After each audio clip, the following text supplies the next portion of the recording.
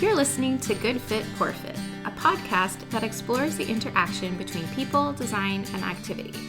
Good Fit, Poor Fit is part of the Universal Design Project, a nonprofit organization with a vision for every community across the USA to have a surplus of homes and opportunities for social participation that are universally and financially accessible.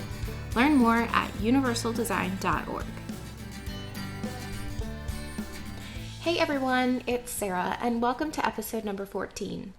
I'm sharing about how the design of the lighting on the exterior of your home impacts the ability of people to see and navigate effectively at night. This will help you understand how individual needs and the design of the environment results in either a good fit or a poor fit. It's the little things that make a big difference. Just to preface this episode a bit, there are a lot of things that go into lighting the exterior of a home, and I'm not claiming to know all about it. I think connecting with someone who is skilled in lighting design would be valuable to help figure out what products are out there and how they would fit the areas you are trying to light outside. But today I really wanted to address why it's important to have good lighting around the outside of the home to navigate safely and for security reasons. By having an occupational therapist collaborate with a lighting designer, it would be a valuable partnership to make sure the outside of the home is well lit to reduce frustration or any unnecessary accidents. I wanted to share a little bit of our experience with lighting. At Scott's mom's home, we have a nice big area to park in her driveway. They actually added this parking area right after he had his spinal cord injury. This flat parking space is connected to the front door with a slightly sloping sidewalk. Prior to his injury, the only place to park was down a large driveway that went down to the garage. The garage entrance is basically in the basement area of the house, so there wasn't an easy way to get in the home without any steps, which is why they created this new flat area up near the front door. But when arriving at her home or leaving at night, there aren't a lot of lights to help us see what we are doing. She has a few lights on either side of the front door, as well as a pole light down near the end of the sidewalk, which shines a little light on the parking area. There are a few motion lights on the corners of the home, but they're not activated in this area. I mentioned in another post that Scott and I drive a Subaru Outback, and he transfers into the driver's seat while I put his chair into the back of the vehicle. We also have our daughter to put in her car seat. We often find ourselves searching for the flashlight on our phones or another flashlight in the car to try and see what we're doing. Another concern we have is the pathway up to the front door.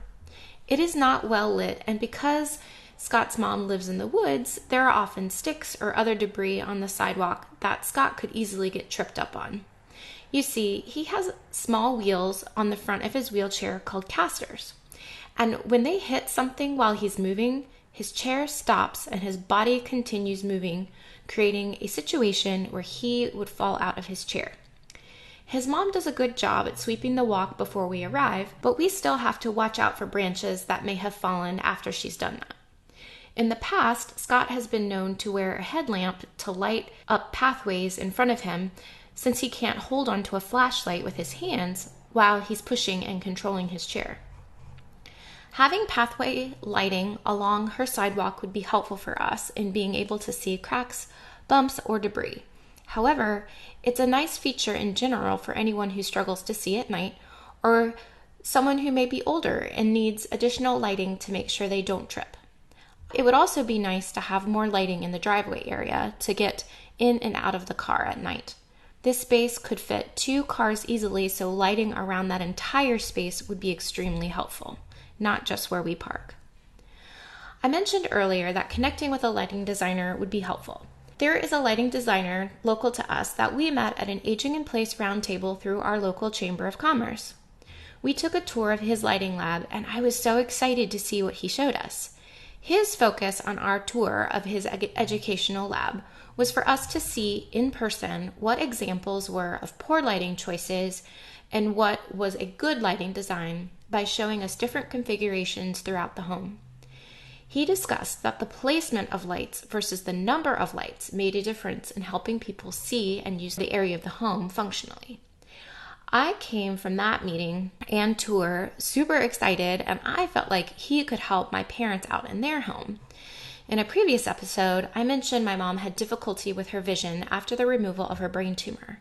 He redid the lighting in their kitchen and dining room, but he also provided my parents with a remote control that allows them to turn the lights on inside when they're outside walking in from the car. This remote control has the option to dim the lights as well, so you're not walking in from a totally dark outside area into a very brightly lit inside area. Being able to adjust the light settings allows your eyes to adjust to going from dark to light. You know that feeling when you suddenly turn on the lights after being in a dark room? It's a shock to your system, and you feel like you're being blinded. Even if you have great eyesight, it's difficult to see, but it can be even more problematic for someone who has low vision due to cataracts, macular degeneration, or glaucoma, and many of those people have balance issues as well. Another thing he talked to us about was the concept of glare bombs. You have probably experienced the harshness of looking at a light fixture when the light can shine directly into your eyes. It's almost blinding, like when car lights are coming right at you. This causes you to be unable to see anything around that light easily. Oftentimes, these are placed on either side of the door when trying to get into the porch, and you're unable to see things in front of you, like the doorknob or a bench or just any carpet that might be in front of you. Lighting can be used for many different reasons, whether it's ambient, task, accent, or decorative, and the designer is the best person to pick the right product for the space that you're trying to light, especially trying to focus the type of lighting that directs the light out of your eyes and helps illuminate the space evenly as not to blind you. Lights around the front door are helpful for security as well as being able to see what you're doing, whether it's getting your keys or trying to get inside. This is helpful for your guests as well. Having an illuminated doorbell and keypad for other lock systems is helpful too. Our student Katie published a blog post about smart technology for front door locks and security, along with a bunch of other great smart technology ideas. So be sure to check that out in our blog as well. So on to the security of a home. With that, motion sensors are also essential. I know growing up as a kid, we lived out in the middle of nowhere in a big field. My dad was adamant about putting motion sensors around the corners of the house. He actually worked the night shift all of my childhood, and my mom and I were home alone a lot. It was definitely helpful for my mom to have a sense of peace and security. Scott's mom, like I said, has a few of these motion sensors around her home to help light up the driveway near the garage and the sides of her house. They were also very helpful for when they had to let the dog out to use the bathroom. Motion sensors are nice for everyone, but especially for guests who are visiting and might not know the landscape of your home very well. Maybe the lights weren't switched on the inside of the home, and when a guest pulls up to walk up to the home, the lights come on through their movement. Although motion sensors definitely have their flaws, as I've been known to be seen jumping up and down, waving my hands to activate the sensor so I can get the light to turn on. Another important thing to mention is the ability for fire, rescue, and your guests to find the house number on your home. Especially if somebody is trying to locate your home in the dark, you need to have your house number well lit on either your home or on your mailbox, or both would be helpful. GPS has definitely helped with the location of homes, but we could all use a little extra assistance in making sure we arrive at the correct home as we approach it. This is really helpful in remote areas all the way to tightly packed suburban neighborhoods. A lot of times when people are talking about universal design or accessible design, they focus on no-step entrances, lever door handles, a first floor master bedroom, and bath. And these are the only types of features that they talk about in regard to adding functionality throughout the home. If you're a designer or a builder advocating for more functional features in a home, don't forget to think about lighting. Additional lighting on the exterior of the home may cost a bit more money than the standard placement of lights. although choosing to add these lighting elements will provide much more safety and security for yourself and guests. So thank you for listening to this quick little episode on our podcast, and I hope you learned a little bit more about why lighting is helpful, especially on the outside of the home, and why it should be taken into consideration to be a good fit for many. Have a great day.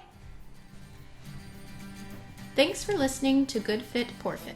I'm your host, Sarah Pruitt, Program Director and Occupational Therapist at the Universal Design Project. Learn more about our work at universaldesign.org and find more episodes and links to subscribe at goodfitpoorfit.com. If you have questions or topics you'd like to discuss, email us at podcast@universaldesign.org. Thanks for fitting us into your day.